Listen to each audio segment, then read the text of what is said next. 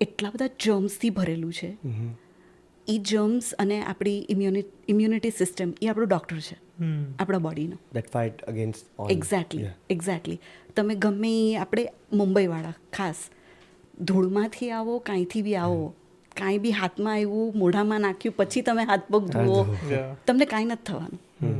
પણ જેની ઇમ્યુનિટી બહુ જ ઓછી હોય એને શું કે કદાચ કંઈક ડસ્ટવાળું બી કંઈક આવી ગયું તો કાં તો છીકાછીક ચાલુ થાય, કાં તો પેટમાં ગડબડ થાય, ફૂડ બગ થઈ જાય, કશું બી થાય, સ્ટમક બગ આપણે થાય. એનઆરઆઈઝમાં બહુ નોટિસ કર્યું છે કે યુએસ થી જાય તો બધું ડસ્ટ એલર્જી થઈ જાય ને આ થઈ જાય.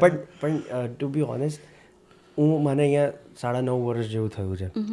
પહેલાં ઇનિશિયલી ફર્સ્ટ 2 years મને પાછળ જતો તો મને કશું પણ ખાતો તો મને વાંધો નહોતો.